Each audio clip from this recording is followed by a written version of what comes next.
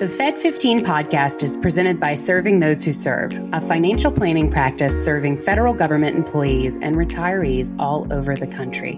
This podcast is for informational purposes only and is not intended to be taken as financial advice. All listeners should consult their personal advisors before taking any action. The opinions expressed by our hosts are their own and do not reflect the views, policies, or position of either Raymond James or Serving Those Who Serve. Securities are offered through Raymond James Financial Services, Inc., member FINRA SIPC. Investment advisory services are offered through Raymond James Financial Services Advisors, Inc. Serving Those Who Serve is not a registered broker-dealer and is independent of Raymond James Financial Services, Inc. Welcome, everyone, to this week's episode of Fed15 podcast, presented by us, Serving Those Who Serve. Each week, we discuss the latest news and info that feds need to know in 15 minutes-ish. Sometimes they get long-winded or less. So whether you are a seasoned federal employee or if you're just starting out in your career, we've got you covered. So grab your coffee, your energy drink, your green juice, whatever it is that gets you going, and we will tell you what you need to know, might have missed. We're your host. I'm Dan Sipe, and I am joined by the indefatigable and incomparable Katelyn. Hello, everybody. Well, so how are you doing in the heat dome, Katelyn? Oh, lots of people have different ways of dealing with the heat. I think, some folks try to stay indoors. Some folks take the opportunity to go to the pool, jump in the water, relax. Me, I'm moving wood chips out in the garden. It's kind of a funny story. I signed up for a service called Chip Drop because it's a bargain in my defense. And they bring untreated wood chips to you for free. Okay. Local arborists who take down trees chip up the trees, and then instead of having to dispose of it, they bring it to your house because you said, I need untreated wood chips. Untreated wood chips, very great for the garden. Really, really good for your dirt. You lay them down, a year later, you've got great dirt. Oh, got it. The hitch and why it's free is they bring these chips to you unexpectedly. They do not announce delivery. They do not check with you before they bring them. They just bring them because you signed up. So I looked out like a day ago, looked out the window. Actually, my neighbor from across the street, she sent me a message and was like, wow, you're really trying to make a name for yourself on Google Earth these days, huh? And of course, I have no idea what she's talking about. So I go to the window and I look out and I see a load of wood chips, what I can only describe as a mountain, 2 times the size of my Jeep Wrangler, just on the sidewalk and the road in front of my house. Early mornings and late evenings, before the sun rises and after the sun has set, and we'll move it bit by bit. And next year, I'll be talking about all of the great produce that I'm growing in my five-star dirt that I'll have after. So very nice. Mm-hmm. Very nice. That's an earned output. So what do we have up to talk about today? Yes. So on today's episode, Dana's going to be talking to us a bit about some key concerns around survivor benefits and how to plan for and protect your spouse's future. And then a little bit later on, we're going to cover a topic that has been very much a focal point for a lot of folks. There's a new account type that is coming out actually as of this month, called a Section 530A account. And so we are going to talk through a little bit of information there. We're going to hit the high points. We've got a great Q&A on the website that really gets a little bit more into the nitty gritty. But for now, Dan, tell us what we need to know about survivor benefits and protecting our spouses. Absolutely. It is my hope that all of our CSRs and FERS employees who have spouses know that they have the ability to basically reserve a portion of their pension for that spouse if something happens to them in retirement. Very rarely do people hold hands and go into the great beyond together. So there's usually a survivor. And so, for example, I'm going to focus on FERS right now because apologies to anybody from CSRS. You can send me the hate mail. The numbers are pretty stark as far as how many FERS versus how many CSRS. I will plug one thing right now. We're the only people that have it. We have a video on demand in our YouTube library that's a 3-hour webinar just on survivor benefits. You asked, we answered. So we got it for you where you could watch it any hour of the day, any day of the week. So it's there. So a lot of the stuff that I'll be talking about today is in there. Happy to share it with you today in a condensed form. So survivor benefit basically means if you elect this, something happens to you, there's a portion of your pension that will continue to your spouse. So for example, under FERS, you pretty much have 2 choices. You can take a 10% reduction from your pension that the 2 of you would share while you're alive, and then 50% of your pension would continue to your spouse. if something happens to you. There is also a version where your reduction is 5% and then 25% continues. One thing that I will just jump in with both feet here, important rule, write this down.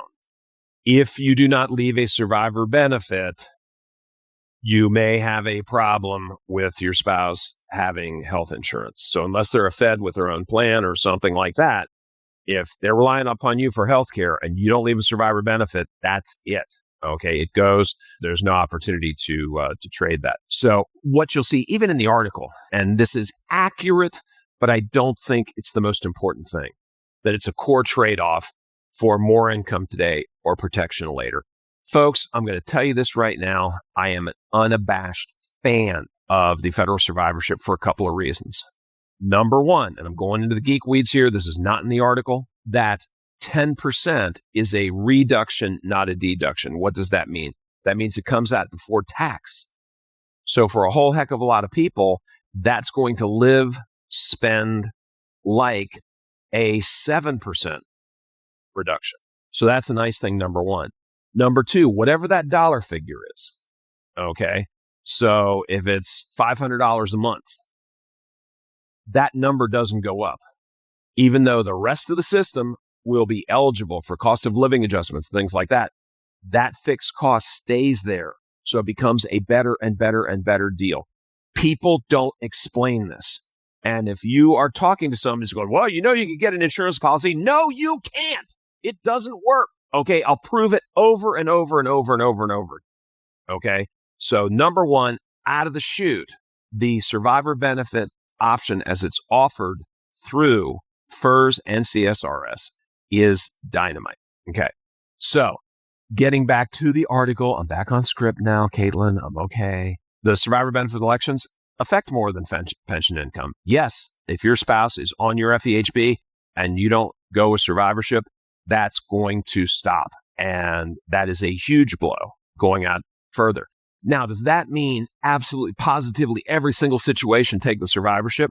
Not necessarily. One thing I will throw out there, dual federal couples many times will say to themselves, we don't need this. I'm going to give you a thought for why you might want it. So once again, very rarely do we pass on to the great beyond holding hands together at the same time. So there's almost always a survivor. If you have two Feds in the house and each of you, for example, took the 25% survivorship, well, Dan, why would I need to do that? You might not need to, but you might want to, because when are we most impacted by the need for long-term care? I would submit it's when there's one of us left, because every stat I've ever seen shows that a substantial portion of early long-term care is actually performed by a spouse. So if the spouse isn't there, you need money to close that gap. An extra 25% of a pension coming in at the passing of the spouse could do that. So I'm not telling you this is a recommendation. I'm not saying everybody go out and do it, but be familiar with this and how it fits together. And if you want to understand it better, hit us up at meetings@stwserve.com. We can walk you through it. Okay. So survivorship is not as simple as, do I want to reduce my pension income by 10% or don't I? And the one thing, common mistake, is focusing only on maximizing that current pension income. Don't fall into that trap, okay? Don't make decisions based solely on that monthly annuity reduction. Don't fall into that trap, because remember, it's going to stay level and it becomes a better and better deal the longer you live. Another big mistake, failing to coordinate survivor benefits with life insurance investments and other retirement assets to figure out how it's going to look. Because here's another thing to remember. You need more than just the survivor benefit plan to provide for your survivor. Because I believe this to my core. I've been doing this 40 years. Two people subtract one, costs don't drop by half. The mortgage is still the same. The light bill is still the same, things like that. So you want to make sure your survivor has what they need. Discuss it as a couple. The good thing about survivorship is you can't not take it without your spouse knowing that. So I consider that to be a huge plus. And another thing to remember here, and I'm going to express this as a plus, you have up to 18 months after you retire before your pension is adjudicated, that if you made a mistake, if you're watching this right now and, oh, Dan, you just made great points. No, you don't have to worry about that. You can go back if you're a few months into retirement before your pension's been adjudicated and make a change to it. Okay. Be intentional about this. Study it now. Have your plan in place. But above all, please remember, if you take nothing else away from this and how you would miss this after the diatribe I just did, it's a great deal. Or as my colleague and friend Ed Zerndorfer says, is this a good deal, ladies and gentlemen? No, it's the best deal. There you go. Katelyn, tell us about these Section 530A accounts. Yes. So 530A accounts are sort of under a lot of speculation right now. They're getting a lot of attention right now because they are brand new. So 530A accounts were established by the One Big Beautiful Bill Act, OBBBA, actually in July of last year. So these things were created in July of last year, but they didn't spring into effect until July of this year. So this applies to tax years beginning January 1st of this year and beyond. So what is a Section 530A account? We have an in-depth Q&A. It's actually with me on our website on STWServe.com. So if you are curious about a 530A account, if you're thinking about starting one, hit STWServe.com and take a look at this article in greater depth. You know, on Fed15 here, our goal is to kind of give you a flyover of things that you need to be aware of. And so we're going to hit the high points with these 530A accounts. So these accounts are long-term retirement savings accounts for eligible children under age 18. Okay, there's a couple of eligibility requirements. Number one, the child's got to be a U.S. citizen with a valid Social Security number. Number two, the child must be age 17 or younger for the entire calendar year that the account is opened. Now, I'm going to say that again because oftentimes when we're looking at minor accounts, it's anybody who is 18 or under 18, right? But the child has, in order to open a 530A account, the child has got to be age 17 or younger for the entire calendar year that the account is opened. And that's really it. Okay, those are the only two requirements to open this type of an account. There are no household income limits.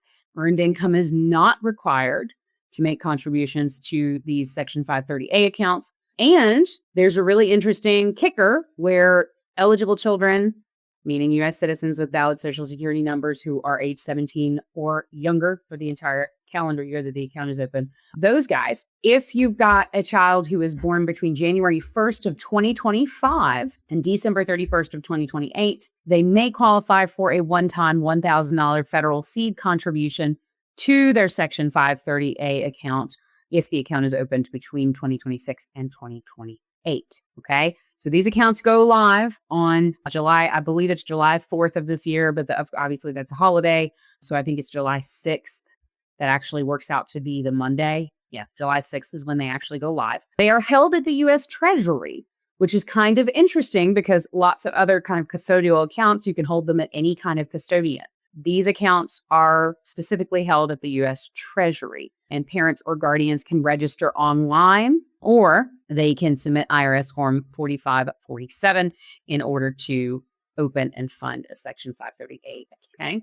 So there's a couple different types of contributions to 530A accounts. The federal seed contribution we talked about, where if the child's born between December 1st of 2025 and December 31st of 2028, they may get that $1,000 contribution from the federal government. There are also personal contributions. So parents, grandparents, aunts, uncles, cousins, siblings, nieces, they can all contribute to a 530A account, a combined $5,000 annually. So the limit is $5,000, slightly less than what we see with IRAs, which of course are $7,500. You don't have to have earned income to contribute. There are no contribution income limits.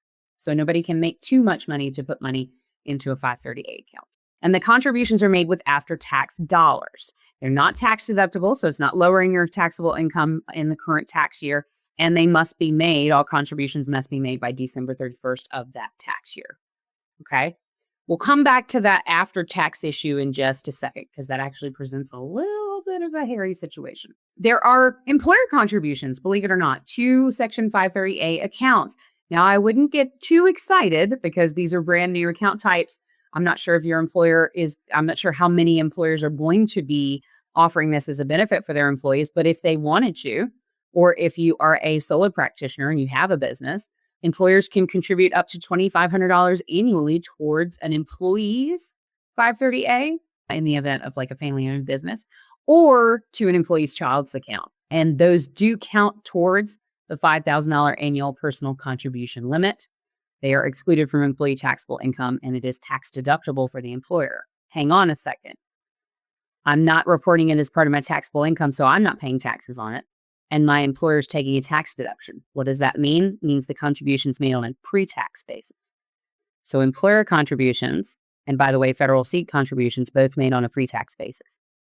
Personal contributions made on an after-tax basis. Keep that in your mind. We're going to come back to that. The last type of account contribution for the 530A accounts are government and charitable organization contributions. There are certain government entities and charities that can contribute without dollar limits to Section 530A accounts. And these contributions actually don't count towards the annual personal contribution cap. There is, in this article, I will give you a little teaser. In this article, there is a link to an organization where you can check your zip code. Certain zip codes, they are making a $250 contribution to Section 530A accounts for kids under 10, I believe it is.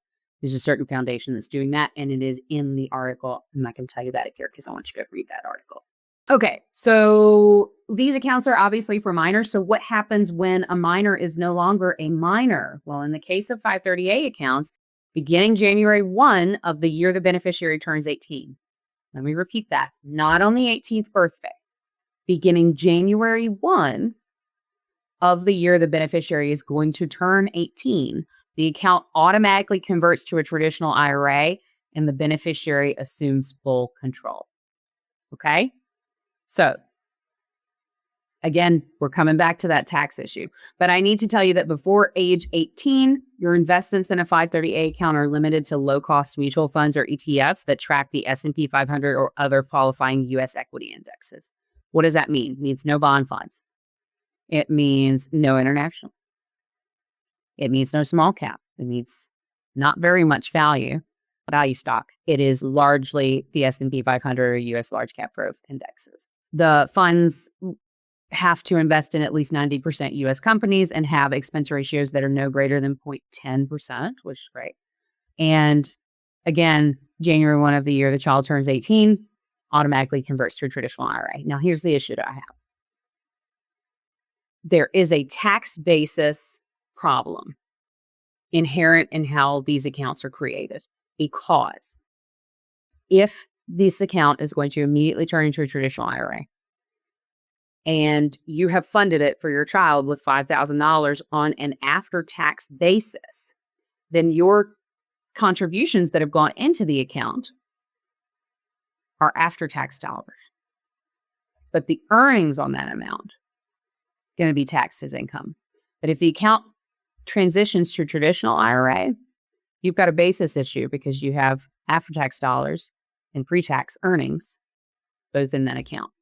Complications, the situation gets a little bit more complicated if we also have pre-tax contributions in the form of employer contributions, federal seed contributions, or government or charity organizational contributions, right? So there is the potential for double taxation here because as a parent, right, which is largely who's putting money in these accounts while the child's under 18, as a parent, you're putting in after-tax contributions. And then, of course, they're growing tax-free. When it converts over to a traditional IRA, is if you have not kept very meticulous records for all of the 18 years or however many years that you were funding that 530A account, it is very likely that your child could pay taxes on every dollar of that 530A now turned traditional IRA.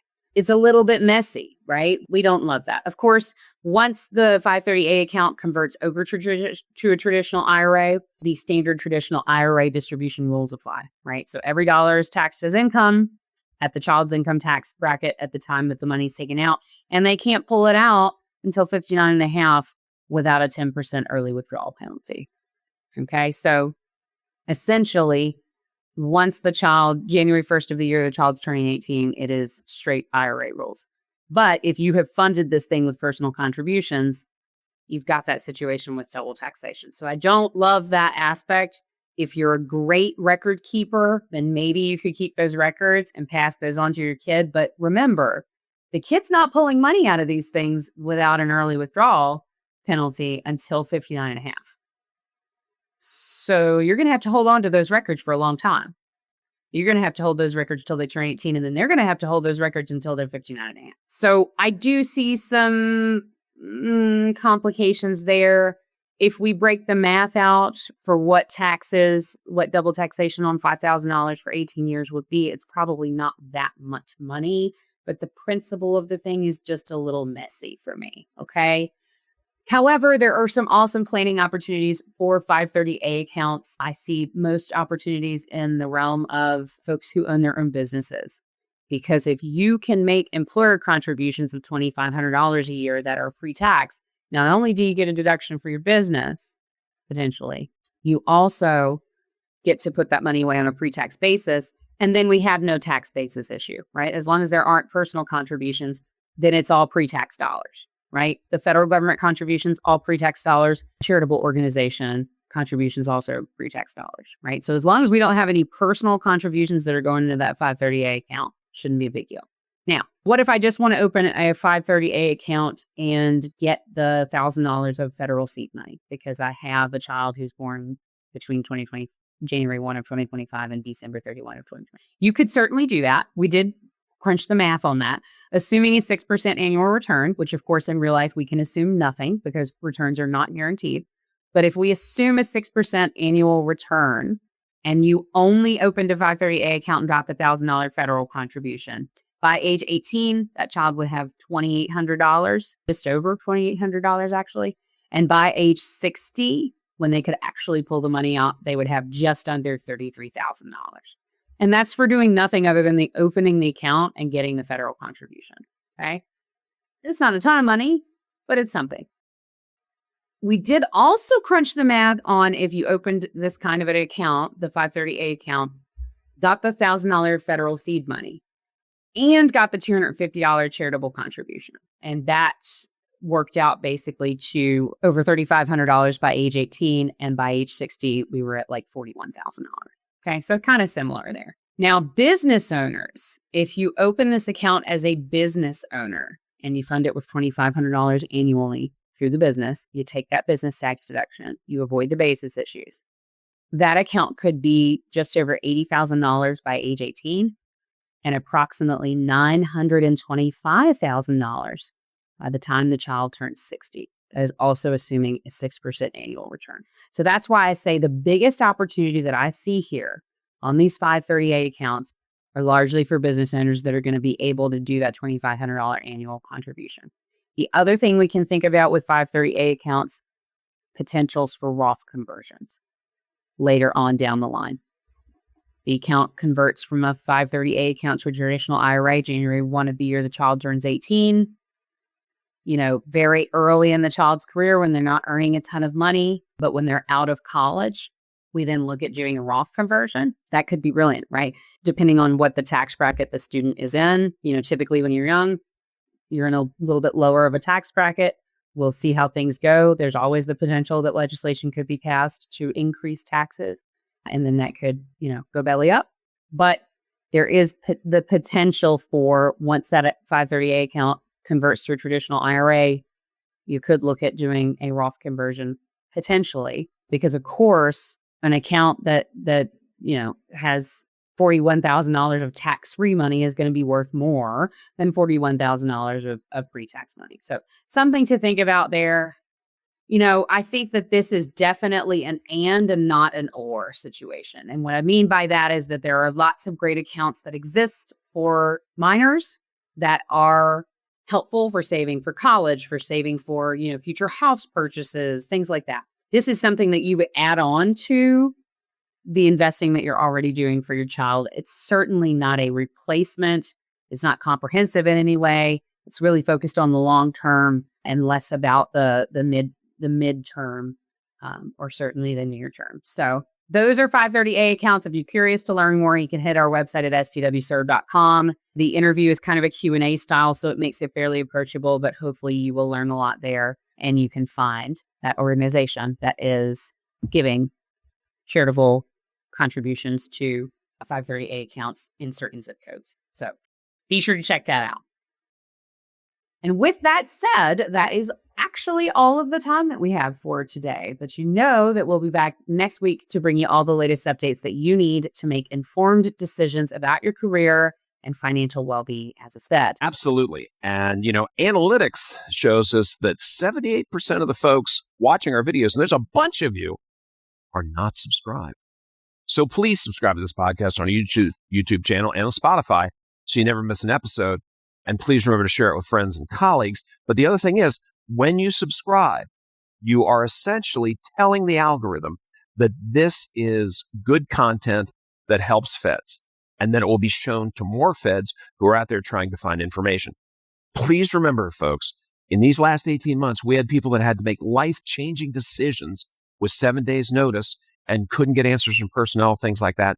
We have this massive content library over here where people can come middle of the night and get the questions answered. So please, please, please remember to like it, subscribe, and also share it with friends and colleagues. For more information on the topics covered in today's show and more, be sure to check out our blog at blog.stwserve.com. While you're there, you can subscribe to our newsletter, The Weekly Serving, to get all the latest news for Feds delivered straight to your inbox. And for those who want an even deeper dive into learning about federal benefits and financial planning for Feds, we encourage you to join us for one of our complimentary webinars. We have a chunk every month. A couple we have coming up on July the 21st from 1 till 4. We have the very popular Tax Planning for Feds webinar. I know it's August. If you want to be smiling in April, study taxes in August. Trust me on this one. And that's with Ed Zerndorfer and Jen Meyer will be the co-host. And then on July 29th, we have our FEHB webinar. Yes, I know we're months away from open season.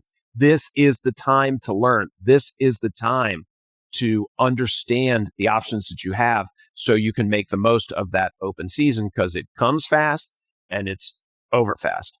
Or if you prefer a one-on-one approach, please feel free to reach out to our team for a planning consultation at meetings@stwserve.com.